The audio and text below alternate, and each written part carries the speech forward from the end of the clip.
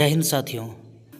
NCERT का book आया है ऑफिसर्स एकेडमी का, शशि शरण सर का। एनसीईआरटी 360 डिग्री का जो बुक आया है बहुत ही अच्छे तरीक़ा से एक्सप्लेनेशन करेंगे। क्लास 6 to 12 का बुक है। अभी हम हिस्ट्री को पढ़ने जा रहे हैं, बाकी आगे हम सभी बुक्स को कोशिश करेंगे उपलब्ध करवाने का। जैसे जैसे हमारे पास बुक उपलब्ध होते जा रहा है हम सभी को कोशिश कर रहे हैं अपलोड करने का। अभी इसके बाद हम ज्योग्राफी और साइंस का भी कोशिश करेंगे कि बहुत जल्द से जल्द हम इसको अपलोड करें। आज क्लास 9th के हिस्ट्री को पढ़ाने जा रहे हैं। आप लोग लाइन बाय लाइन देखिएगा, अच्छा लगे तो चैनल को सब्सक्राइब कीजिएगा, प्यार दीजिएगा, आशीर्वाद दीजिएगा। इनका ये पॉइंट हमको बहुत अच्छा लगा है कि ये जो भी क्वेश्चंस उठाए हैं, कहाँ से उठाए हैं, कौन सा चैप्टर से है, कौन से पेज से है, वो भी दे दिया है। और ये बहुत ही अच्छा बात लगा है हमको, क्योंकि किसी भी पेज से ऐसा लग ही नहीं रहा है कि क्वेश्चन छूटा हुआ है, क्योंकि मेरे पास एनसीईआरटी का बुक भी है। क्लास 9th और 10th का हम पूरा पढ़ चुके हैं। इसको देखें, बहुत ही अच्छा लगा है, मज़ेदार लगा है पढ़ने में। जो लोग एनसीईआरटी पढ़े होंगे उनके लिए तो और बहुत अच्छा लगेगा। जो नहीं भी पढ़े हैं ना, उनके लिए भी कोई दिक्कत की बात नहीं है, क्योंकि इसका सोल्यूशन ही इतना ज़्यादा दे दिया गया है कि एक भी क्वेश्चन नहीं छूटेगा। तो चलिए, पहला है क्लास 9th का फ्रांसीसी क्रांति। ये चैप्टर है। पहला क्वेश्चन देखिए क्या है कि बास्तिल के संदर्भ में निम्नलिखित में से कौन सा कथन सही है। अगर देखें तो ये सभी कम्पिटिटिव एग्जाम के लिए बहुत ही मज़ेदार बुक है। खास करके बीपीएससी टीआरई का जो तैयारी कर रहे हैं उनके लिए तो गर्दा है। इसको लाइन बाय लाइन पी जाइए। ये आपको क्लास 9th का जो अभी हिस्ट्री पढ़ा रहे हैं, ये 6 to 8 में, 9th 10th में, 11th 12th में बहुत ही ज़्यादा काम आने वाला है। क्लास बाय क्लास हम अपलोड करते रहेंगे। इसके बाद जल्द ही हम क्लास 10th का भी डालेंगे, क्लास 8 का भी डालेंगे। तो देखिए, पहला है बास्तिल के संदर्भ में निम्नलिखित में से कौन सा कथन सही है। कह रहा है यह फ्रांस में किले की जेल थी, या आमतौर पर लोग बास्तिल से घृणा करते थे। यह सम्राट की निरंकुश शक्ति का प्रतीक था। तो किला था, ये जो था यह फ्रांस के किला एक जेल था। क्या था? जेल था। आम तौर पर लोग बास्तिल से घृणा करते थे, ये भी सही पॉइंट है। और यह सम्राट की निरंकुशता का प्रतीक था, ये भी सही है। इनका तीनों का तीनों पॉइंट सही है। इसलिए अगर देखें तो आंसर कौन सा हो जाएगा? उपरोक्त सभी। वैसे देख लीजिए, आंसर भी दिया गया है नीचे में, क्या है? उपरोक्त सभी। इनका जब हम सोल्यूशन देखेंगे तो अपने आप स्पष्ट हो जाएगा। देखिए, कह रहा है अंततः सैकड़ों लोगों का एक समूह पेरिस नगर के पूर्वी भाग की ओर चल पड़ा और बास्तिल किला की जेल को तोड़ डाला। भारी मात्रा में लोग गोला बारूद मिलने की संभावना थी। हथियारों पर कब्जे की और इस सशस्त्र लड़ाई में बास्तिल का कमांडर मारा गया और कैदी छूट गए। यद्यपि इनकी संख्या केवल 7 ही थी, केवल 7 ही कैदी उसमें था, लेकिन सभी कैदी छूट गए और भाग निकले। सम्राट की निरंकुश शक्तियों का प्रतीक होने के कारण बास्तिल का किला लोगों के घृणा का केंद्र था। ऐसा भी क्वेश्चन पूछा गया है, कई बार क्वेश्चन ऐसा पूछा गया है कि यह घृणा का केंद्र माना जाता था बास्तिल का किला। किले को ढा दिया गया और उसके अवशेष बाजार में उन लोगों को बेच दिया गया जो इस ध्वंस को बतौर स्मृति चिन्ह संजोना चाहते थे। यह सम्राट की निरंकुश शक्ति का प्रतीक था। ये जो बास्तिल का किला था, सम्राट के निरंकुश का एक निरंकुशता का प्रतीक माना जाता था। अब देखिए, अब देख रहे हैं 2 नंबर क्वेश्चन। देखिए, पेरिस तथा देश के देहाती क्षेत्रों में अधिकांश लोग संघर्ष क्यों कर रहे थे। तो पेरिस और देहाती क्षेत्रों में अधिकांश जो लोग थे वो संघर्ष क्यों कर रहे थे। तो पहला है कि वे लोग पाव रोटी की महंगी कीमतों का विरोध कर रहे थे। ये बात भी सही है, क्योंकि उस टाइम में खाने का सबसे भोजन का जो स्रोत माना जाता था सस्ता, वो यही माना जाता था। वे लोग बास्तिल के ध्वंसावशेष को बेचने का विरोध कर रहे थे। नहीं, ऐसा नहीं था कि वो बेचने का विरोध कर रहे थे। वे लोग बास्तिल के ढहने का विरोध कर रहे थे। नहीं, ऐसा भी नहीं है। तो इनका कौन सा ऑप्शन सही हो जाएगा? ऑप्शन नंबर ए सही हो जाएगा। देखिए, इनका आंसर भी यहाँ है। कौन सा ऑप्शन सही हो जाएगा? केवल ए। देखिए, इनका सॉल्यूशन देखते हैं, इससे पता चलेगा कि कितना हम लोग सही बनाए हैं या गलत है। कह रहा है इस घटना के बाद कई दिनों तक पेरिस तथा देश के देहाती क्षेत्रों में कई और संघर्ष हुए। अधिकांश जनता पाव रोटी की महंगी कीमतों का विरोध कर रही थी। इसी के लिए लोग विरोध कर रहे थे कि कम से कम हमारे पाव रोटी की कीमतों को नहीं बढ़ाओ, हमारे पाव रोटी जो हमारे भोजन का मुख्य स्रोत है उसको कम से कम सस्ती दामों पर रहने दो, उसी का विरोध लोग कर रहे थे। तीसरा देखिए, कह रहा है निम्नलिखित कथनों पर विचार करें। सम्राट की निरंकुश शक्तियों का प्रतीक होने के कारण बास्तिल के किला लोगों के घृणा का केंद्र था। सही बात है, अभी अभी पढ़े हैं, लोगों की घृणा का केंद्र बन गया था। सैकड़ों लोगों ने एक समूह पेरिस के बास्तिल जिले की जेल तोड़ डाला, जहां भारी मात्रा में गोला बारूद मिलने की संभावना थी। सही बात है, ये भी।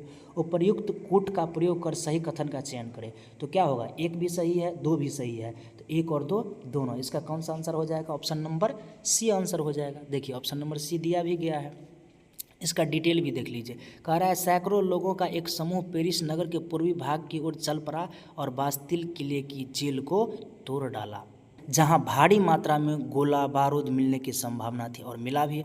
हथियारों पर कब्जे की इस शस्त्र लड़ाई में बास्तिल का कमांडर मारा गया, कैदी छुड़ गए क्योंकि उनकी संख्या कितना था, केवल 7 था। सम्राट की निरंकुश शक्तियों का प्रतीक होने के कारण बास्तिल किला लोगों की घृणा का केंद्र था। ये सब हम पिछले क्वेश्चंस में भी पढ़ चुके हैं। चलिए नेक्स्ट क्वेश्चन को देखते हैं। लुई 16वां किस राजवंश से संबंध था? लुई 16वां का संबंध किस राजवंश से था? तो लुई 16वां हो, चाहे लुई 14वां हो या लुई 15वां हो, सभी का संबंध बुर्बो राजवंश से था। किससे था? बुर्बो राजवंश से था। ये ऑप्शन नंबर इसका सही हो जाएगा, कौन सा, ऑप्शन नंबर ए। सभी का संबंध बुर्बो राजवंश से ही था। सन 1774 में बुर्बो राजवंश का लुई 16वां फ्रांस की राजगद्दी पर बैठा था। 1774 में बैठा था लुई 16वां। सबसे पहले बैठा था लुई 14वां, फिर लुई 15वां, फिर लुई 16वां, फिर लुई 17वां, ऐसे ही करके 18वां भी गया। तो कह रहा है उस समय उसकी उम्र केवल 20 साल का। जिस समय में लुई 14वां ये 16वां बैठा था राजगद्दी पर, उसका उम्र केवल 20 साल का था। उसका विवाह जो हुआ था वो ऑस्ट्रिया की राजकुमारी मेरी अंतोनियत से हुआ था। अगला है 1774 में जब लुई 16वां सम्राट बना तो राजकोष खाली होने का कारण क्या था? अभी अभी आप लोग पढ़े हैं, वैसे दिमाग लगा कर आंसर मारिए।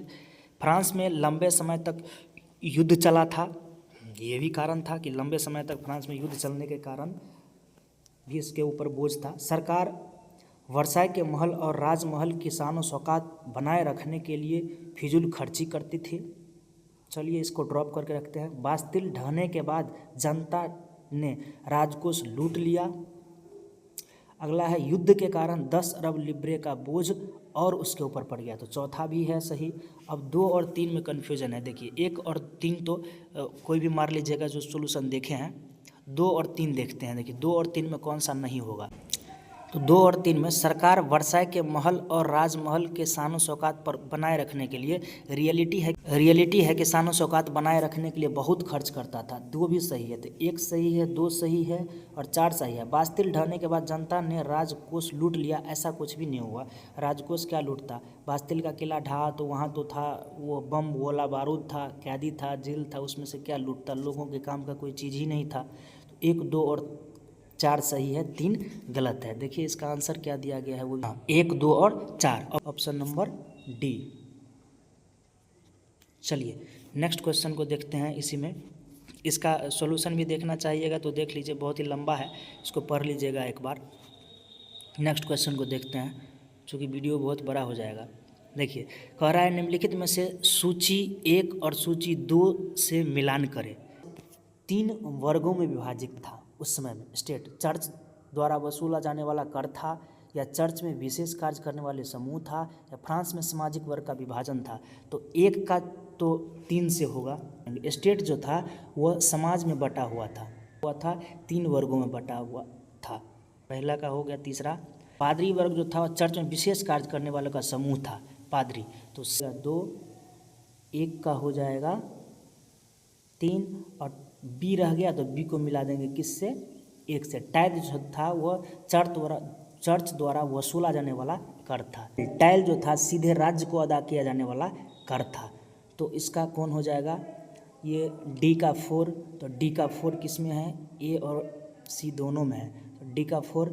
लेकिन वहाँ जो हम लगाए थे पीछे ए का 3 बी का 1, ये हो जाएगा इसका 1 नंबर आंसर। सामने दिया भी गया है आंसर। देखिए इनका पूरा सॉल्यूशन दिया गया है कि कौन चीज़ किसके ऊपर लागू था। देखिए स्टेट क्रांति पूर्व फ्रांसीसी समाज में सत्ता और सामाजिक हैसियत को अभियुक्त करने वाला श्रेणी था। पादरी वर्ग चर्च के विशेष कार्यों को करने में वाले व्यक्ति का समूह था और टाइद जो था वह चर्च द्वारा वसूला जाने वाला कर यह कृषि उपज के 10वें हिस्से के बराबर होता था। जितना उपज होता था उसका 10वें हिस्से के बराबर कर देना पड़ता था। टाइल था सीधे राज्य को अदा किया जाने वाला कर था। ये टाइल जो था वो सीधे राज्य को अदा किया जाने वाला कर था। फ्रांसीसी समाज के संदर्भ में निम्नलिखित कथनों में से कौन सा कथन सत्य था? प्राचीन राजतंत्र पद का प्रयोग सामान्यतः 1789 से पहले कि फ्रांसीसी समाज एवं संस्थाओं के लिए होता था। ये बात सही है कि उन समय के संस्थाओं के लिए होता था। बी नंबर देखिए, फ्रांसीसी समाज 3 स्टेटों में बटा हुआ था और तीसरे स्टेट में कुलीन वर्ग लोग थे। तीसरे स्टेट में कुलीन लोग नहीं थे। तीसरे स्टेट में समाज के पिछड़े वर्ग, छोटे वर्ग, किसान, जितना भी गवर्नमेंट जॉब वाले थे, टीचर हो, सब ये इसमें थे। तो ये तो बी नंबर गलत है। तीसरे स्टेट में पूरी आबादी का 90% किसान थे। हाँ, तीसरे स्टेट में ऐसा था कि 90% किसान ही थे।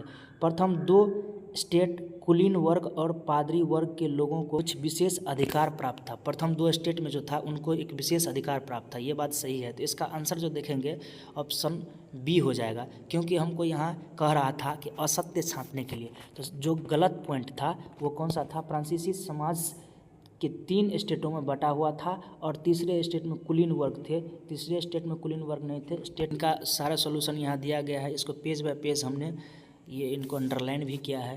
प्राचीन राजतंत्र पद का प्रयोग सामान्यतः सन 1789 से पहले फ्रांसीसी समाज एवं संस्थाओं के लिए होता था। ऐसा करते थे फ्रांसीसी समाज और संस्था।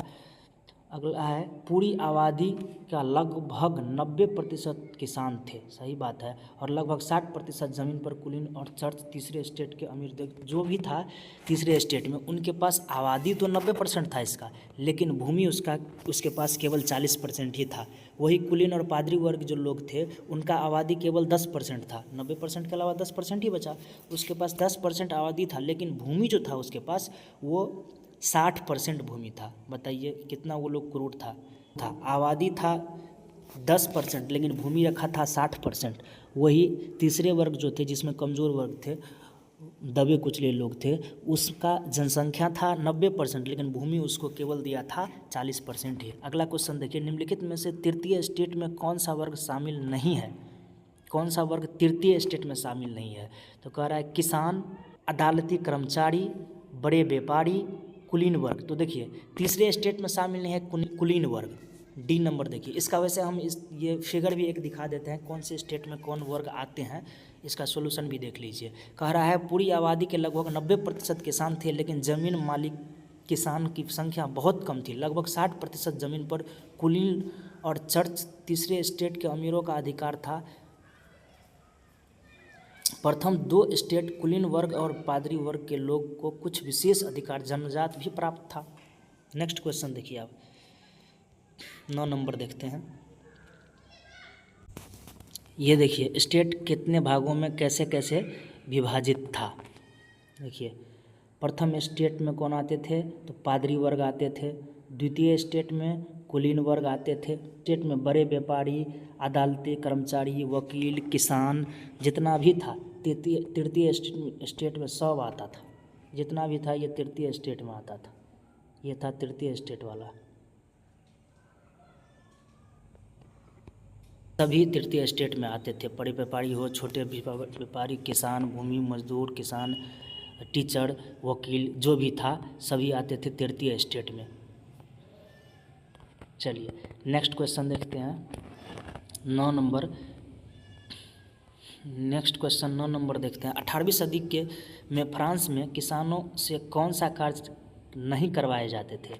तो कौन सा काम नहीं करवाया जाता था? देखिए कुलीन वर्ग की सेवा किसान से करवाया जाता था, ये तो होता ही था। सड़कों के निर्माण में सहयोग करना स्कूली होता ही था। स्कूली शिक्षक के रूप में काम नहीं करवाया जाता था किसान से। कुलीन वर्ग से के खेतों और घरों में काम करना ये तो करवाया जाता था। कौन सा इसका आंसर हो जाएगा? ऑप्शन नंबर सी हो जाएगा। देखिए ऑप्शन नंबर सी इसका है। इसका आप सॉल्यूशन भी देख लीजिएगा। 18वीं सदी में फ्रांस में किसानों से निम्नलिखित में से कौन से प्रत्यक्ष कर वसूले जाते थे? किसानों से जो वसूला जाता था जो वो टाइल नामक कर्ज वसूला जाता था। यहाँ से देख लीजिएगा इनका सॉल्यूशन कि कौन सा कर उससे वसूला जाता था। इस करों में टाइल या प्रत्यक्ष कर और अनेक अप्रत्यक्ष कर शामिल थे जो किसानों से वसूला जाता था। चलिए फिर हम नेक्स्ट वीडियो में नई कंटेंट के साथ मिलते हैं। इसमें क्लास 9th का प्रश्न संख्या 1 से लेकर के प्रश्न संख्या 10 तक का हम डिस्कशन किए हैं।